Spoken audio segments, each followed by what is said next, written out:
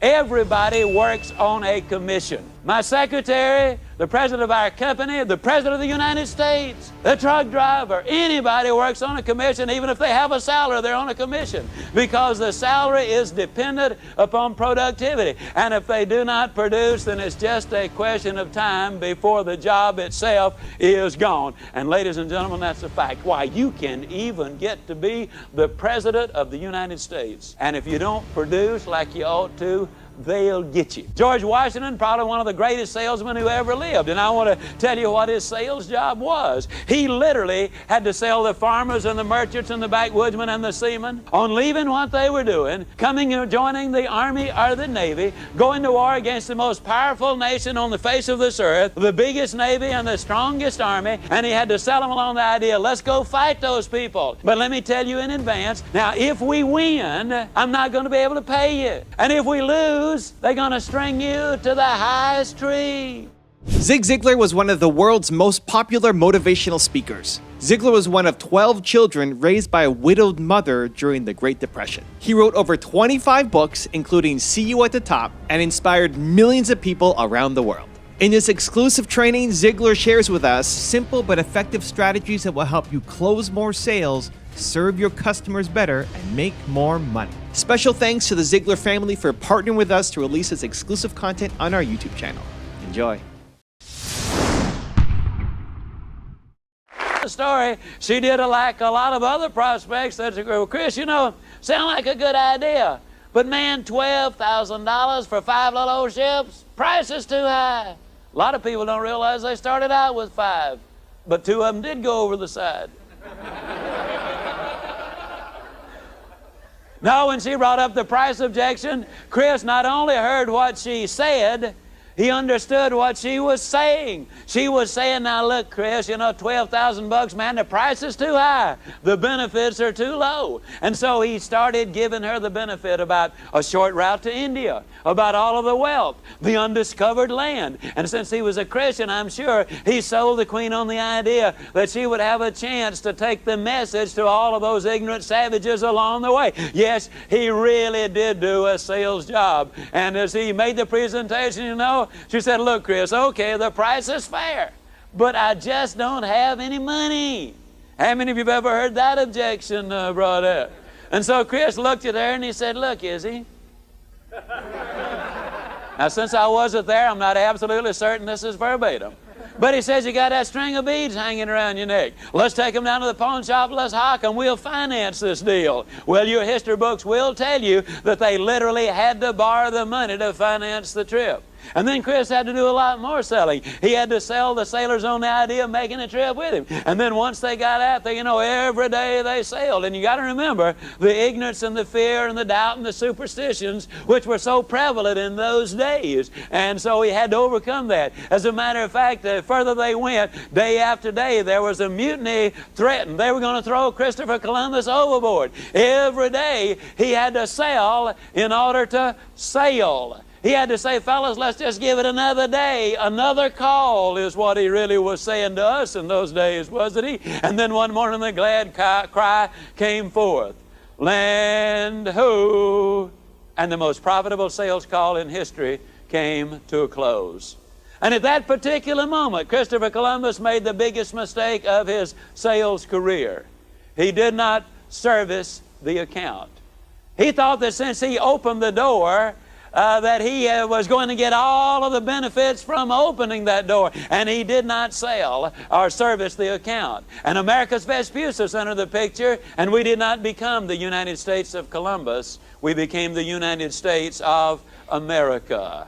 Now, you see, ladies and gentlemen, this happens a lot of times in selling. We go make the sale, we don't service the account, and somebody else then ends up getting the business. We see that happening in marriage, don't we? You know, fellas, how we will make that fantastic sales presentation. We will court the girl, and girls, you know how you did a little courting yourself along the way. All of the promises you made back and forth to each other in order to make the sale. But then once the sale is made, a lot of times we do not keep on selling and servicing the account. And the net result is other men or other women enter the picture. You gotta keep on selling. You see, when you make the sale, you got your foot literally in the front door. A lot of people understand that when you've made the sale, you are in the enviable position of being in the driver's seat.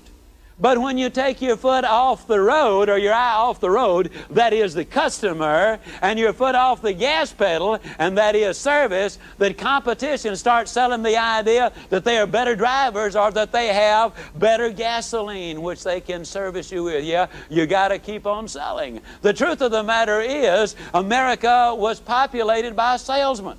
Sir Walter Raleigh toured the coffee houses of London and sold those ignorant, fearful, superstitious people on the idea of leaving the relative security of their homeland and coming into the uncharted wilderness. We were freed by a salesman. George Washington, probably one of the greatest salesmen who ever lived. And I want to tell you what his sales job was. He literally had to sell the farmers and the merchants and the backwoodsmen and the seamen on leaving what they were doing, coming and joining the Army or the Navy, going to war against the most powerful nation on the face of this earth, the biggest Navy and the strongest Army, and he had to sell them along the idea, let's go fight those people. But let me tell you in advance, now if we win, I'm not going to be able to pay you.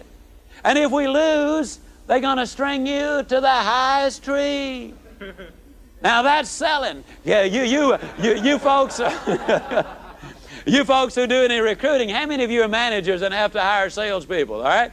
Can you imagine your results if you had to say to the salesman, now look, going to send you on a sales call, odds are against you making a sale. If you do make the sale, though, I'm not going to be able to pay you, and if you miss the sale, I'm going to hang you. Now you tell me, how many sales do you think you're going to make?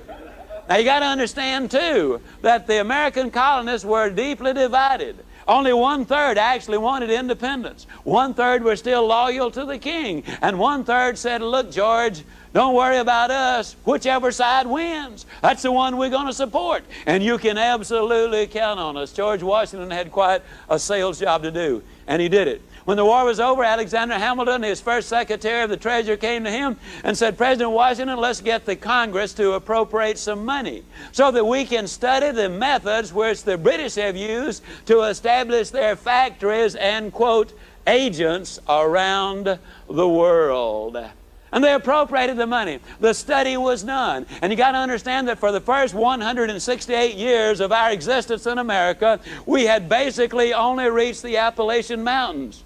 But then when they appropriated the money for establishing trading posts and what have you, and the westward expansion started, and as they moved westward, they could buy the guns and the blankets and the supplies, and in just 30 years after we'd won our independence, Lewis and Clark had made it all the way to the West Coast because salespeople entered the picture. Folks, I don't know how you feel about it, but I am proud and excited about being a salesman. When I die, I'm having real difficulty. I hope that's not going to be right away.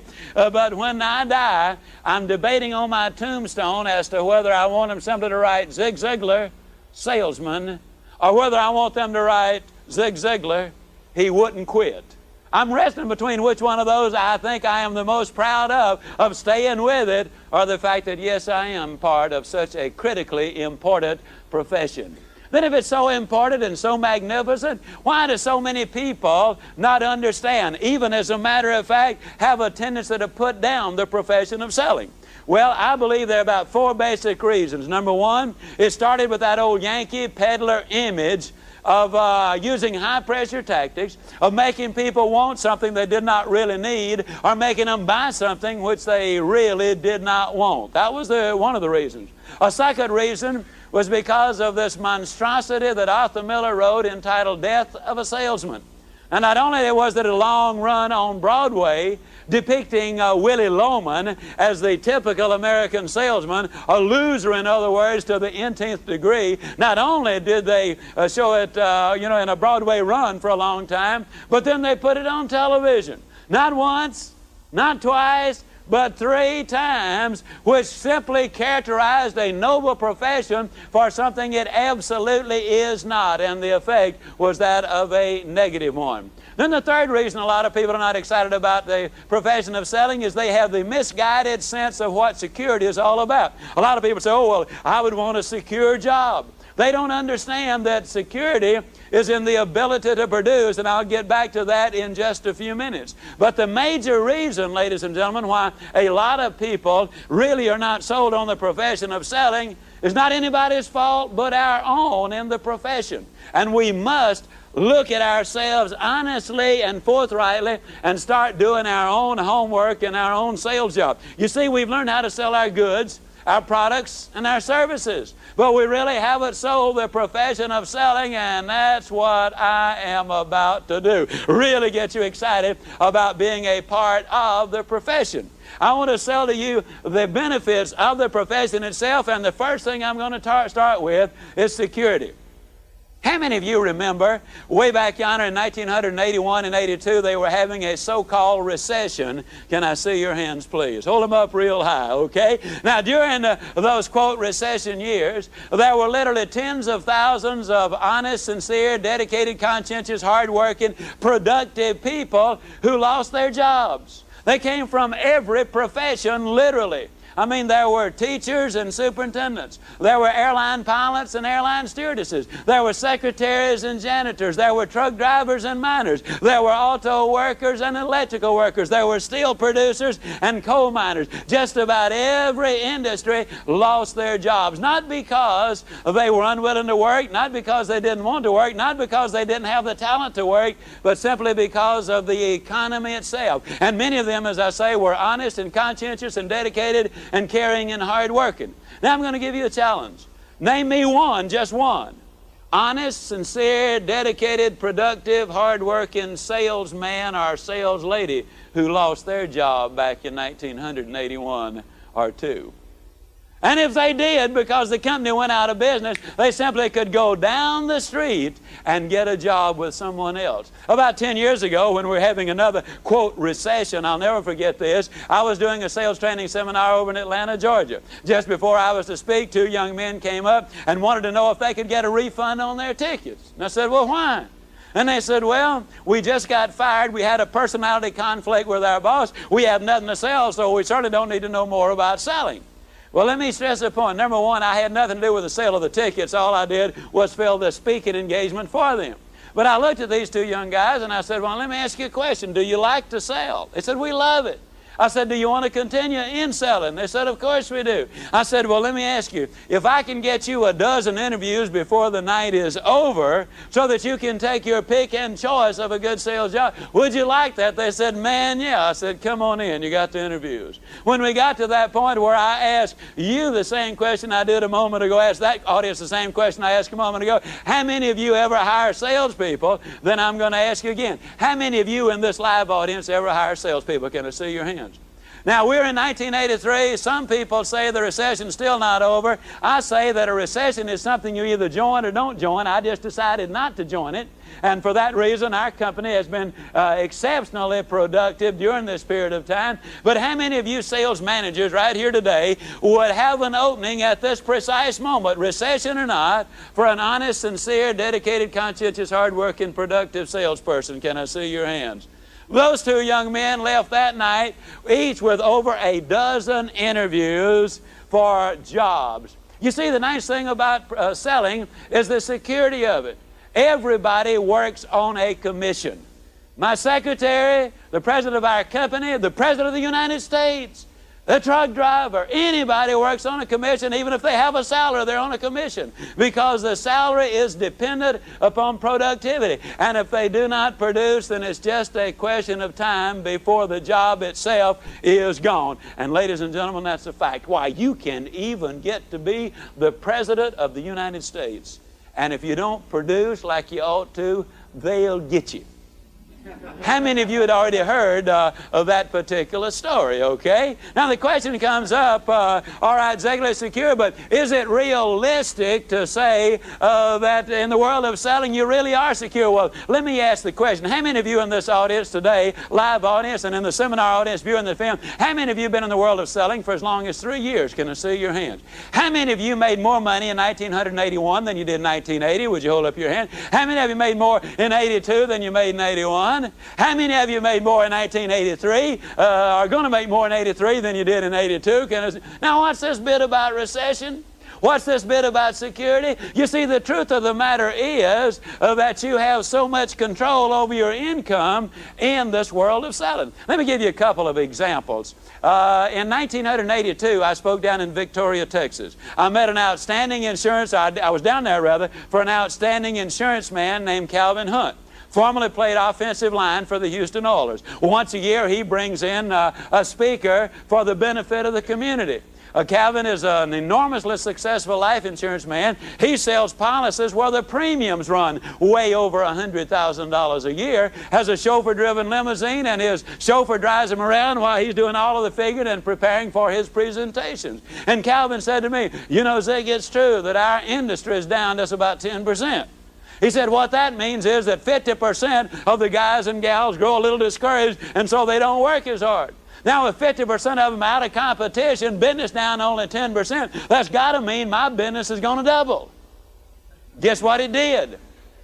Doubled. That's right. You see, your business is not out there, it's here. But in other industries, if you're a welder or a truck driver or other things, you really cannot say that. No, you've got the security of being able to get out and go get so much of what you do. You can create business as a salesperson. I was out in Prescott, Arizona very recently. I met a man. I was working again with my good friend Ted Lamb, who's a Chevrolet dealer. In 1982, known as the worst year in the history of the automobile industry, Ted Lamb's business as a Chevrolet dealership was up 68% dollar-wise over what it was the year before. He sold 69% more units, and he had the most profitable year in the history of the automobile business for him. And he and his dad both have been in it for many, many years.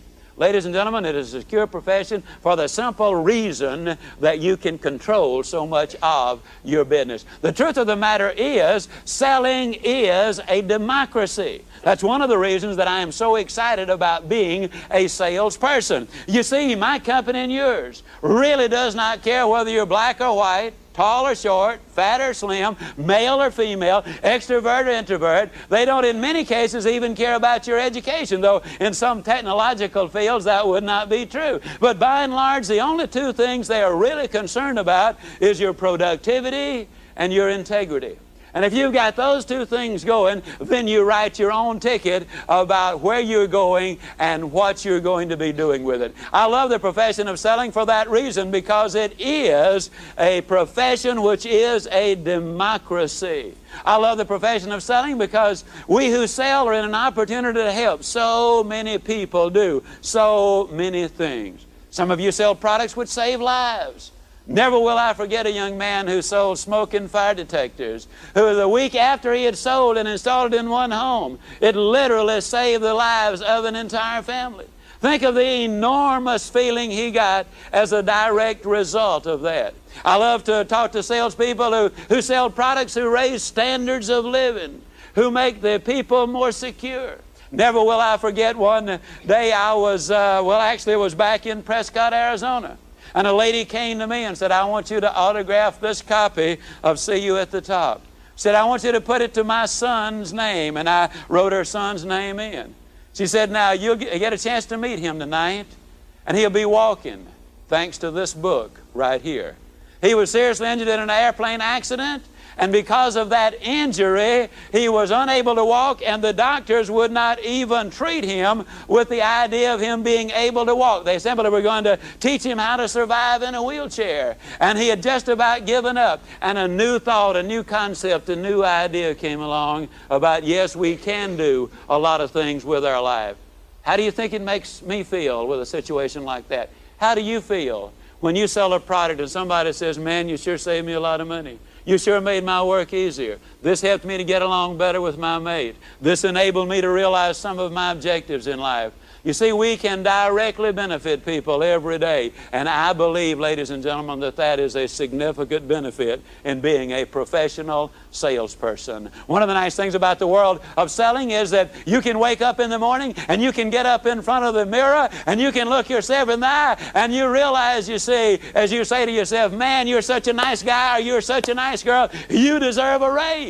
And you got to understand that you're the chairman of the board, you're the president, the secretary, treasurer, and yes, you are also the janitor. And when you look yourself in the eye and say, you deserve a raise, the board just met. And the raise is yours. As my friend Calvin Robert would say, the raise becomes effective just as soon as you do. I get so amused every presidential election. You know, we have the Democrats over here and the Republicans over here, and the two candidates get at each other, and the Democrat says, here's why I ought to run the country, and the Republican says, here's why I ought to run the country. And it always amuses me because, you see, deep down, I know who really runs the country, at least the economy of the country, and that is salespeople. Did you ever really stop to think about what happens when you make a sale? Now, I want you to think about this. You see, when you make a sale, you make a profit. And your manager makes a profit as a result of the sale. And if you're lucky, your company makes a profit. That way, you can stay in business and you can keep on selling. But see, it's so much more involved than that. For example, when you made the sale, an order form was involved. Does everybody here use a slip of paper or an order book when they make a sale? Anybody here does not use an order form, okay? Well, it starts with a piece of paper.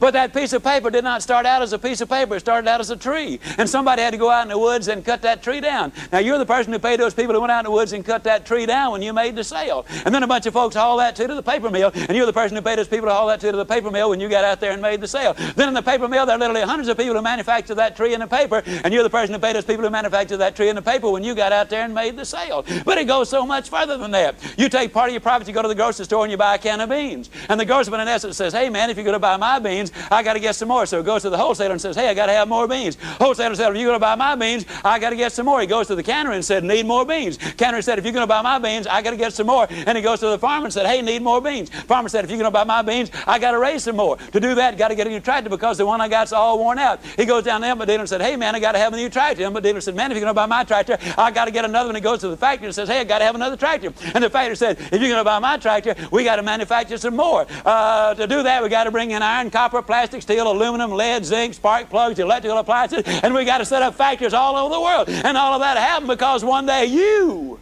got out there and made a sale.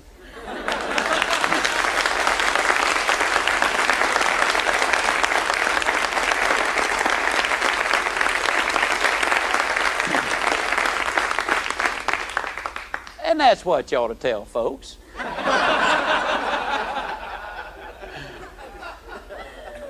See, I don't care whether you're the chairman of the board or the floor sweeper. I don't care whether you're the general in the army or the private. I don't care whether you're the superintendent of education or whether you are the newest rookie teacher in the educational structure. If whatever you do, your income is primarily dependent upon the movement of merchandise by salespeople all over the world. And I want to say to you as salespeople, if anybody ever says anything derogatory to you about the profession of selling, you ought to look them dead center and say, sir or ma'am, you make as much money as you do. You enjoy the standard of living which you enjoy because I and millions of others like me are out there making those sales. No wonder the Secretary of Commerce several years ago said that what we really need in America is 1 million more salespeople. You know why I get excited about the profession of selling? I get excited about it because we treat business and everything else is different than regular business does. You know, in a standard business, when a recession takes place, they all get together, you know, for what Miss Mamie McCullough would call a pity party. And then they get together and they say, now, what we got to do is we got to cut the lights off a little bit earlier. We're going to have to let a couple of secretaries go. We got to cut down in the shipping room. We got to let a janitor go here. We got to cut down over on here. We're going to have to cut the thermostat that down to just 65 degrees. Sorry about that. I mean, we're going to have to do a lot of economy. We got to save some money here, or else we'll never make it through this recession. Oh, things are tough. But in the world of selling, when a recession comes, you know, our managers get us together and says, now you've been hearing a lot of talk about this recession, but let me tell you what the answer is. We've got it all figured out. We're going to beat this recession. All we've got to do is reduce our sales. Right? Oh, no. What do they say? They say, let me tell you what we got cooking. Listen, we've got a motivational training program that's going to blow your mind. We've got a sales training program that's going to put you in better position to sell more than ever before. We're going to run prizes and contests like you have never seen before. We're going to get out there and we're going to swamp everybody. We're going to sell more than we have ever sold before in our life. Business is really great out there, and all we got to do is get out there and get it. One more time. How many of you made more money in 1981 than you did in 80? Let me see those hands again. Yeah, you see, there's the difference right there in the sales attitude as versus other attitudes. Yes, the world of selling is a magnificent world. I'll give you a simple example. Just south of Miami, there's a little country called Cuba. Now, prior to 1957, the average income of the Cuban worker was $475. They had salesmen all over the island. Nothing was rationed. Nothing was in short supply. The people were relatively free. Now, after all of these years, roughly 26 years under Castro, what's the net result? The average income of the Cuban worker is $325. It will buy less than 1/3 of what the $475 would buy 26 or 27 years ago. And you will not find many products there at all. Most stuff is rationed. Many things you cannot get at all. And 27 years ago, everything was there. Today in Cuba, you will not find a single salesman. A lot of people say, well, obviously, Ziglar, if you don't have surplus, you don't need salesmen. But ladies and gentlemen, isn't it ironical that when we had the salesman, we had the surplus? Because you see, every time you make a sale, you turn those wheels of industry over and over and over. You betcha I'm proud to be a salesman. You know why I'm proud to be a salesman? Salespeople are nice folks, any way you cut it. We have one of the highest rates of church attendance of any of the profession. One of the highest rates for paying taxes of any of the professions. We have the lowest, I think it's still the lowest, at one time I know it was, one of the lowest rates of divorce of any of the professions, and the lowest rate of suicide. Salespeople are just plain nice folks, ladies and gentlemen. That's one of the reasons I'm proud to be a salesman. And I'll tell you something else. The reason I'm proud to be a salesman. We can sell for a long time. About a month ago, as a matter of fact, Thursday, February 3rd, 1983, I was out in Los Angeles, picked up a newspaper, and I saw the picture of a gentleman here named Victor Kristen, and he is 94 years old and is one of the top salesmen in South Pasadena. He's been selling automobiles for 66 years, ladies and gentlemen. And according to his boss, he's getting better and better all the time at selling those cars. That's right.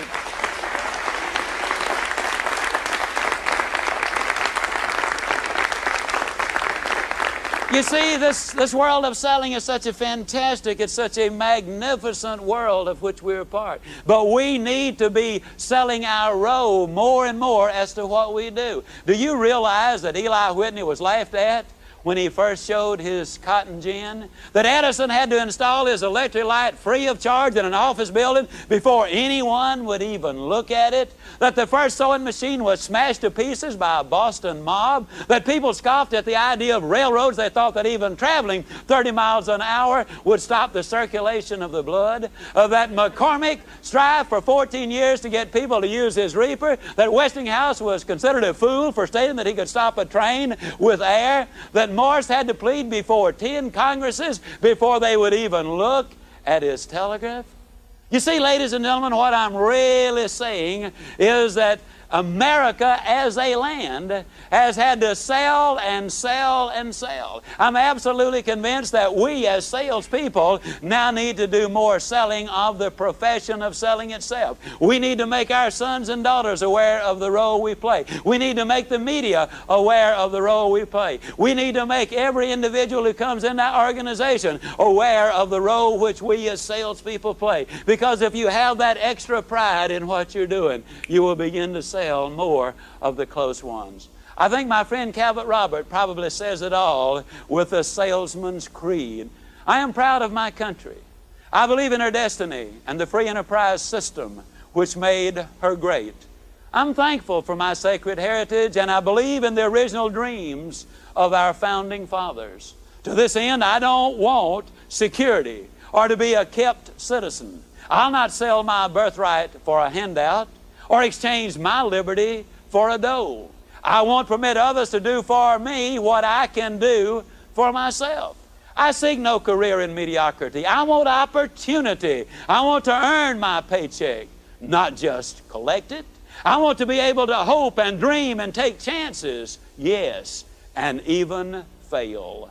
And with the nobility of a second start, rise and fight to win. I know that without this challenge, my soul and spirit and all that is within me will shrivel and die.